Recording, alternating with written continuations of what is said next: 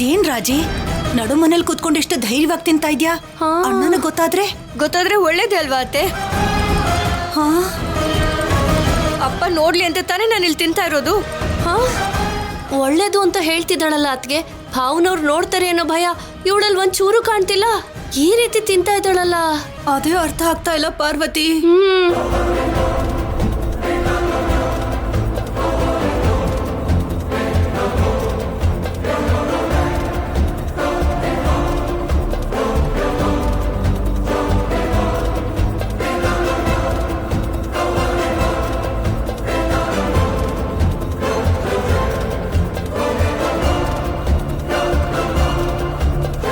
ದೊಡ್ಡಮ್ಮ, ನೋಡಿದ್ರಾ, ರಾಜಿ ತಿಂತಾ ಇದ್ದಾಳೆ. ಈಗ್ಲಾದ್ರೂ ತಿಂತೀರಾ ತಾನೇ ನೀವು?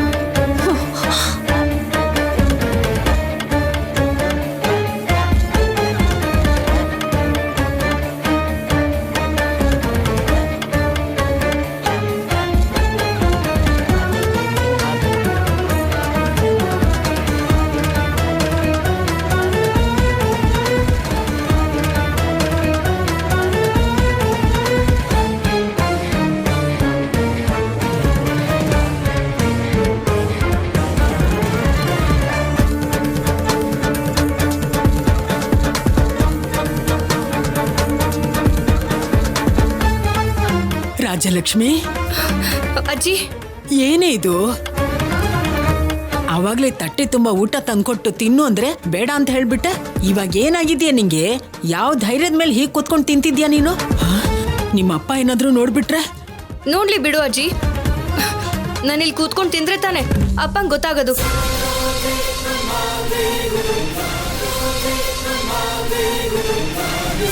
ಕದ್ದು ಮುಚ್ಚಿ ತಿಂದ್ರೆ ಹೇಗೆ ಗೊತ್ತಾಗತ್ತೆ? ರಾಜಿ,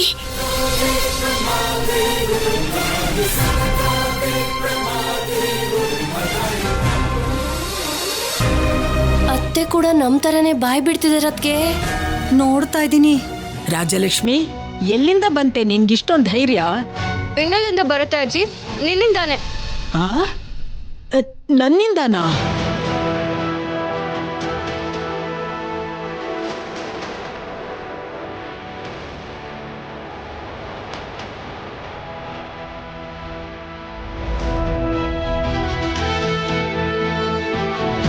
ನಂಗಿಲ್ದಿರೋ ಧೈರ್ಯ ನಿನ್ಗೆ ಹೇಗೆ ಬಂತು? ನಾಟಕ ಆಡ್ಬೇಡ ಅಜ್ಜಿ, ನನಗೆಲ್ಲ ಗೊತ್ತು. ಏನ್ ಗೊತ್ತೇ? ನೀನ್ ಅಪ್ಪನ ಜೊತೆ ಮಾತಾಡಿದ್ದೆ ನಾನು ಕೇಳಿಸ್ಕೊಂಡೆ.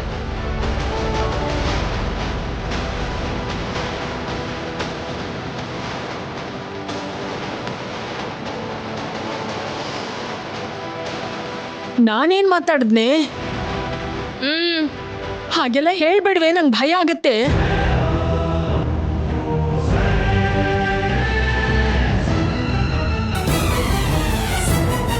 ಚಿಕ್ಕಮ್ಮ, ಮೊಸರಿದ್ಯಾ? ಹಾ, ಗಟ್ಟಿ ಮೊಸರಿದೆ. ಗಟ್ಟಿ ಮೊಸರು ಅಂದ್ರೆ ಅಪ್ಪಂಗೆ ತುಂಬಾ ಇಷ್ಟ. ಬಾ ತಗೊಂಬಾ. ಬಡಿಸ್ಲಾ? ಬೇಡ, ನಾನೇ ಬಡ್ಸ್ಕೊತೀನಿ.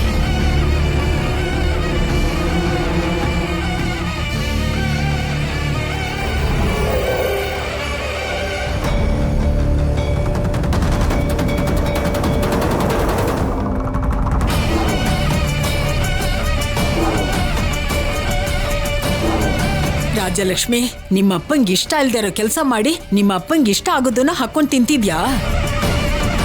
ಇಲ್ಲಿ ನೋಡು, ನೀನ್ ತುಂಬಾ ಜಾಸ್ತಿ ಮಾಡ್ತಿದ್ಯಾ. ಅಜ್ಜಿ, ಸುಮ್ಮನೆ ಇರು. ನೀನ್ ಇನ್ನೂ ನಾಟಕ ಆಡ್ತಿದ್ಯಲ್ಲ. ಅಪ್ಪಂಗೆ ಇಷ್ಟ ಇಲ್ದಿರೋ ಕೆಲಸ ಅಂದ್ರೆ ನಾನು ತಿನ್ನೋದೇ ಅಲ್ವಾ ಅಪ್ಪಂಗೂ ಬೇಕಾಗಿರೋದು. ನಾನು ಅದನ್ನೇ ಮಾಡ್ತಿದ್ದೀನಲ್ಲ. ಅವನ್ ಯಾವಾಗ ಹೇಳಿದ್ನಿ ನಿಂಗೆ? ಈಗಷ್ಟೇ ಹೇಳಿದ್ರಲ್ಲ. ಈಗಷ್ಟೇನಾ? ಮನೇಲೇ ಇಲ್ಲ ನಿಮ್ಮಪ್ಪ, ಯಾವಾಗ ಹೇಳಿದ್ನೆ?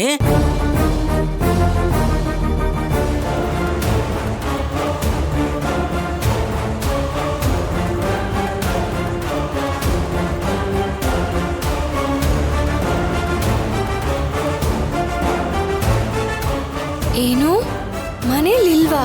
ಹೌದೇ? ಇಲ್ಲ. ಭಾವನವರು ಹೊರಗಡೆ ಹೋಗಿ ತುಂಬಾ ಹೊತ್ತಾಯ್ತು.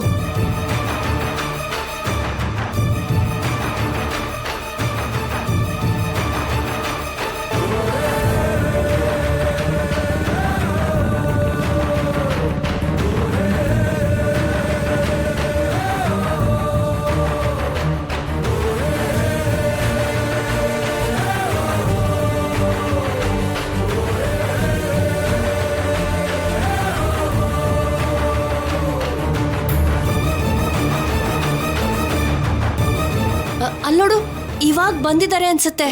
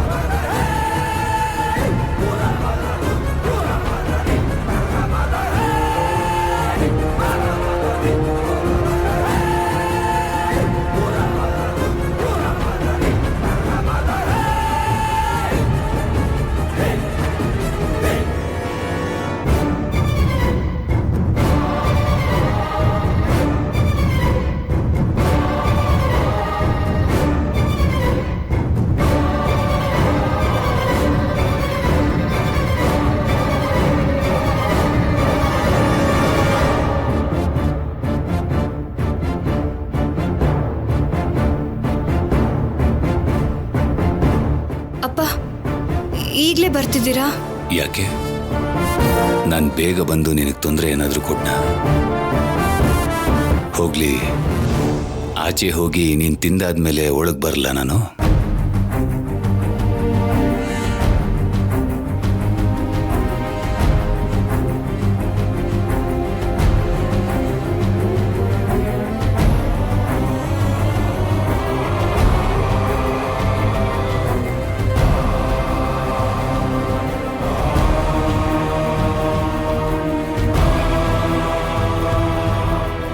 ನೋಡಿದ್ಯೇನಮ್ಮ ನನ್ನ ಮಗಳನ್ನ?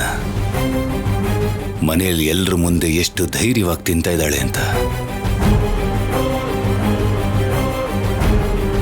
ಕಟ್ಕೊಂಡಿರೋ ಹೆಂಡತಿಗೆ ಮಾತ್ರ ಅಲ್ಲಮ್ಮ, ನಾನು ಹೆತ್ತ ಮಗಳಿಗೂ ಕೂಡ ನಾನಂದ್ರೆ, ನನ್ನ ಮಾತು ಅಂದ್ರೆ ಲೆಕ್ಕಕ್ಕಿಲ್ದಂಗಾಗೋಗಿದೆ.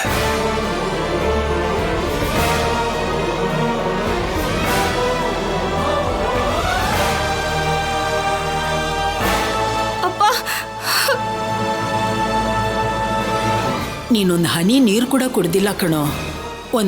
ಒಂದೆರಡು ತುತ್ತಾದ್ರೂ ತಿನ್ನೋ.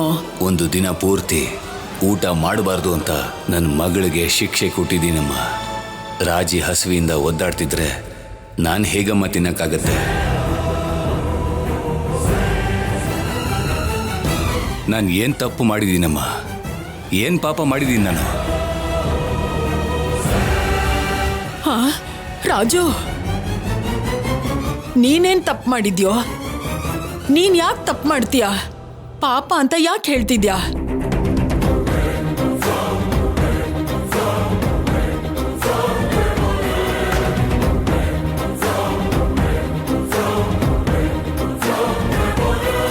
ನೀನ್ ಪುಣ್ಯಾತ್ಮ ಕಣೋ, ಊರಿಗೆಲ್ಲ ಬುದ್ಧಿ ಹೇಳೋನು.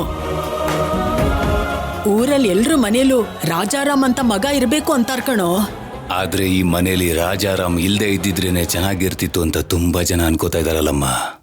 ರಾಜು,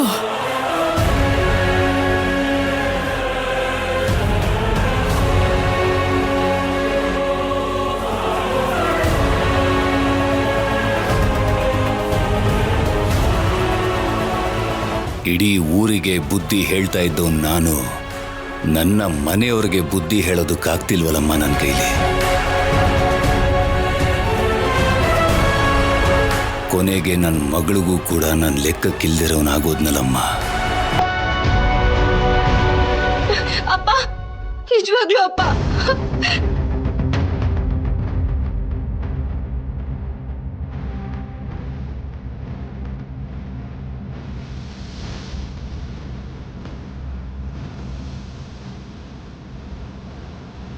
ಆತರ ಪಟ್ಬಿಟ್ಟೆ ಅಪ್ಪ.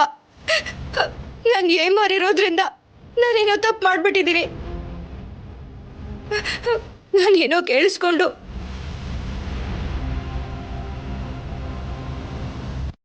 ಏನೋ ಅನ್ಕೊಂಡು ದೊಡ್ಡ ತಪ್ಪಾಗೋಗಿದೆ ಅಪ್ಪ. ನನ್ನನ್ನು ಕ್ಷಮಿಸ್ಬೇಡು.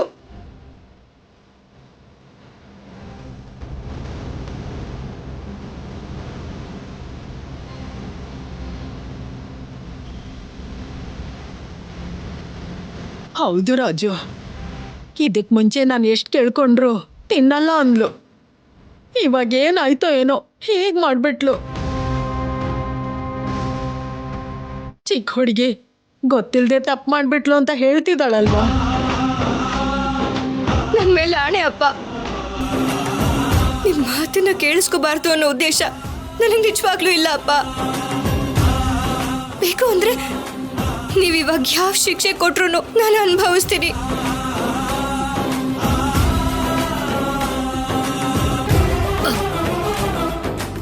ಬೇಡ ರಾಜಲಕ್ಷ್ಮಿ, ಆ ಶಿಕ್ಷೆ ನಮ್ಗೆ ಕೊಡ್ಲಿ.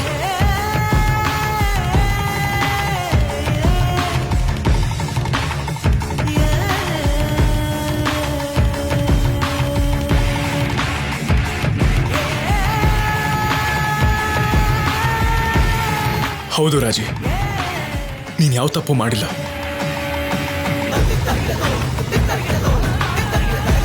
ದೊಡ್ಡಪ್ಪ, ಅಜ್ಜಿ ಎಷ್ಟೇ ಹೇಳಿದ್ರು ರಾಜಲಕ್ಷ್ಮಿ ಊಟನ ಮುಟ್ಲೂ ಇಲ್ಲ. ದೊಡ್ಡಮ್ಮ ಕೂಡ ಒಂದು ತುತ್ತು ತಿನ್ನಲಿಲ್ಲ.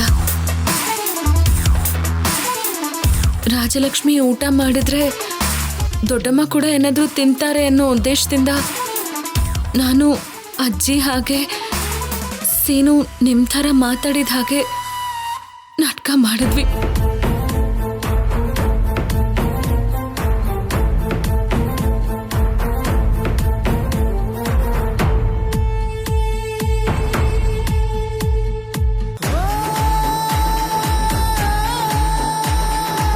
ಅದಕ್ಕೆ ಮಾವ, ಆ ಮಾತನ್ನೆಲ್ಲ ರಾಜಿ ನಂಬಿ ನೀವು ತಿನ್ಬೇಕಂತ, ನಿಮಗೋಸ್ಕರನೇ ನೀವು ನೋಡಬೇಕು ಅಂತ ಅವಳ ಈ ಥರ ತಿನ್ನೋ ಪ್ರಯತ್ನ ಮಾಡಿದ್ದು.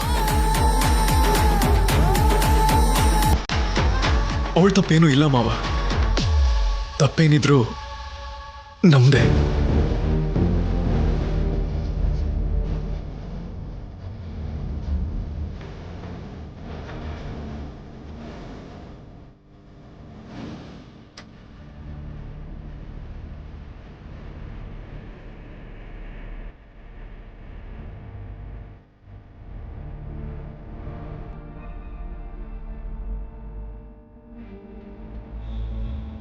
ಇವ್ರಿಗೆ ಸರಿಯಾಗಿ ಬುದ್ಧಿ ಹೇಳಬೇಕು ರಾಜು.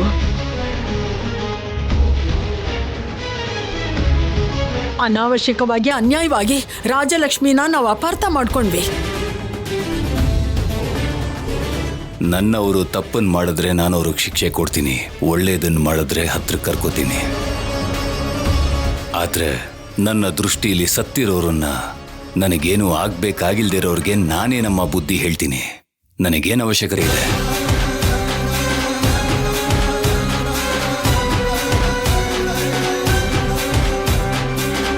ಆದ್ರೆ ಒಂದು ವಿಷಯನ ಹೇಳ್ತಾ ಇದ್ದೀನಿ ಕೇಳಿ. ಇನ್ಮೇಲಿಂದ ನನ್ನ ಮನೆ ವಿಷಯದಲ್ಲಿ, ನನ್ನವ್ರ ವಿಷಯದಲ್ಲಿ ಏನಾದ್ರೂ ತಲೆ ತೂರಿಸುವಂತ ಕೆಲಸ ಮಾಡಿದ್ರೆ ನಾನು ಮಾತ್ರ ಸುಮ್ಮನೆ ಇರೋದಿಲ್ಲ.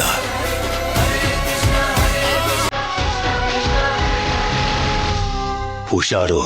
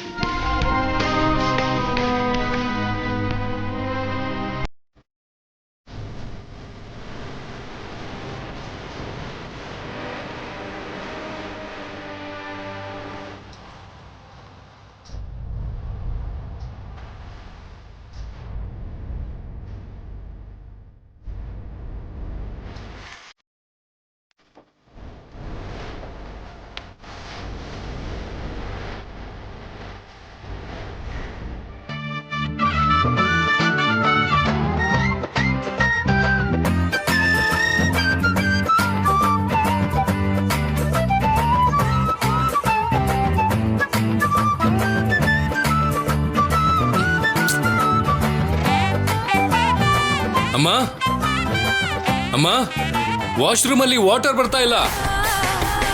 ಅಸ್ಮಿತಾ, ಹಾ ಅತ್ತೆ ಅತ್ತೆ ಏನಮ್ಮ ವಾಲ್ ಯಾಕೆ ಬಂದ್ ಮಾಡಿದ್ಯಾ? ಮೇಲೆ ಶೌರ್ಯ ಸ್ನಾನ ಮಾಡ್ತಿದ್ದಾನೆ, ನೀರ್ ಬರ್ತಿಲ್ಲ ಅಂತ ಕೂಗ್ತಾ ಇದ್ದಾನಮ್ಮ. ಅವ್ರ ಕೂಗ್ ಕೇಳ್ಬೇಕು ಅಂತಾನೆ ಈ ವಾಲ್ನ ಆಫ್ ಮಾಡಿದೀನಿ ಅತ್ತೆ. ಆ ವಾಲ್ ಆನ್ ಮಾಡು. ಅಯ್ಯೋ ಅತ್ತೆ, ನಿಮ್ ಮಗನ ನನ್ ಕಡೆ ತಿರುಗಿಸ್ಕೋಬೇಕು ಅಂತ ಈ ತರ ತಿರುಗಿಸಿದೀನಿ. ಮತ್ತೆ ಅದನ್ನ ತಿರುಗಿಸೋ ಅಂತಿದ್ದೀರಲ್ಲ, ಅವ್ರು ನನ್ ಕಡೆ ಹೇಗ್ ತಿರುಗ್ತಾರೆ ಹೇಳಿ? ಅದು ಸರಿನೇ, ಆದ್ರೆ ಈಗ ಅವನ್ ಪರಿಸ್ಥಿತಿ ಏನು? ಅಮ್ಮ ಅಮ್ಮ ವಾಟರ್ ತಗೊಂಡ್ ಬಾ. ಸರಿ ಕಣೋ, ತಗೊಂಡ್ ಬರ್ತೀನಿ. ಪರ್ಫೆಕ್ಟ್. ನೀರ್ ತಗೊಂಡ್ ಬಾ ಅಂತ ನಿಮಗ್ ಹೇಳಿದ್ರಾ? ಹಾ, ತಗೊಂಡು ನಾನ್ ಹೋಗ್ತೀನಿ ಅತ್ತೆ. ಆಹಾ, ಈ ಅಸ್ಮಿತಾ ಟ್ಯಾಲೆಂಟ್ ಏನು ಅಂತ ನಿಮ್ ಮಗಂಗ್ ಇವಾಗ ತೋರಿಸ್ತೀನಿ. ಅರ್ಥ ಆಯ್ತು. ಬಕೆಟ್ ತಗೊಂಡ್ ಹೋಗಿ ಅವನ್ನ ಬುಟ್ಟಿಗಲ್ಲ ಬಕೆಟ್ ಅಲ್ಲಿ ಹಾಕ್ತೀಯ, ಅಷ್ಟೇ ತಾನೇ? ಕರೆಕ್ಟ್ ಆಗಿ ಗೆಸ್ ಮಾಡಿದ್ರಿ ಅತ್ತೆ. ಕಾಣಿಸಲ್ಲ, ಆದ್ರೆ ನಿಮಗ್ ತುಂಬಾನೇ ಟ್ಯಾಲೆಂಟ್ ಇದೆ. ಥ್ಯಾಂಕ್ ಯು ಅಮ್ಮ, ಥ್ಯಾಂಕ್ ಯು. ಹಾಗೆ ನಿನ್ಗೂ all the best Asmita. Thank you ಅತ್ತೆ. ಹೋಗು ಹೋಗು, ಲೇಟ್ ಆಗುತ್ತೆ.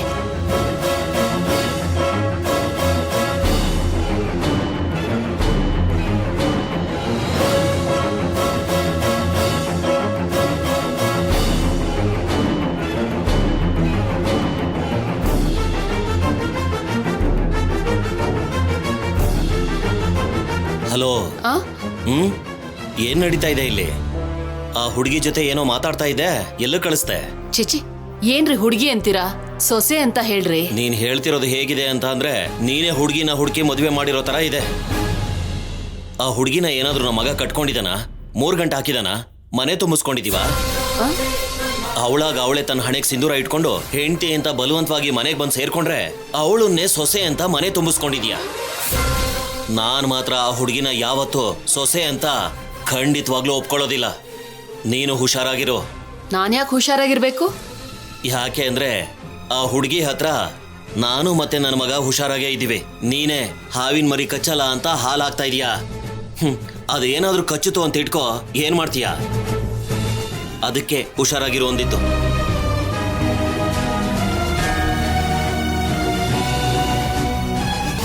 ಅವಳ್ಯಾಕೆ ನಮಗ್ ಕಚ್ತಾಳೆ? ನಮ್ಮನ್ನ ಕೋಟ್ಯಾಧೀಶ್ವರ್ ಮಾಡ್ಬೇಕು ಅಂತಿದ್ದಾಳೆ. ಇವ್ರು ಯಾಕೆ ಹೀಗೆ ಹೇಳ್ತಿದ್ದಾರೆ? ಇವ್ರಿಗೀಗ ಅರ್ಥ ಆಗಲ್ಲ, ದುಡ್ಡು ಬಂದ್ಮೇಲೆ ಅರ್ಥ ಆಗತ್ತೆ.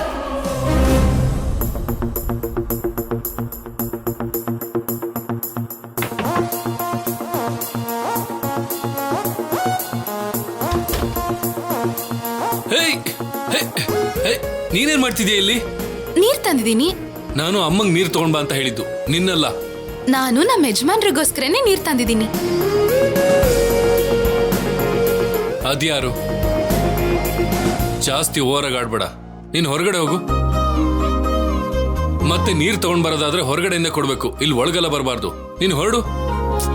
ಪರವಾಗಿಲ್ಲ ರೀ ಯಜಮಾನ್ರೆ. ಗಂಡ ಸ್ನಾನ ಮಾಡ್ತಿರ್ಬೇಕಾದ್ರೆ ಹೆಂಡತಿ ಒಳಗ್ ಬಂದ್ರೆ ಅದ್ರಲ್ಲಿ ತಪ್ಪೇನೂ ಇಲ್ಲ. ನಿನಗ್ ಮತ್ತೆ ಮತ್ತೆ ಹೇಳ್ತಾ ಇದ್ದೀನಿ, ಹೋಗ್ತೀಯೋ ಇಲ್ವೋ? ನಿಮಗ್ ಸ್ನಾನ ಮಾಡಿಸ್ಬಿಟ್ಟೆ ಹೋಗೋದು.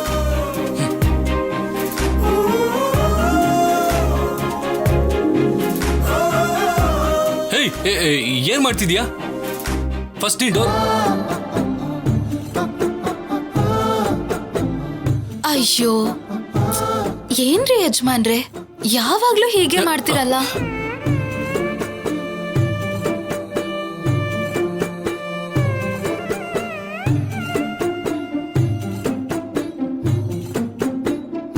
ಪಾಪ, ನಮ್ಗೆ ಆಕ್ಸಿಡೆಂಟ್ ಆಗಿ ಮನೆಗ್ ಬಂದ್ಮೇಲೆ ಮೈ ಕೈ ನೋವಿಂದ ಒದ್ದಾಡ್ತಿದ್ರಲ್ವಾ? ನಿಮಗ್ ಸಹಾಯ ಆಗ್ಲಿ ಅಂತ ಒಳಗ್ ಬಂದ್ರೆ ನೀವ್ ನೋಡಿದ್ರೆ ಕಿರ್ಚಾಡ್ತಿದ್ದೀರಲ್ಲ.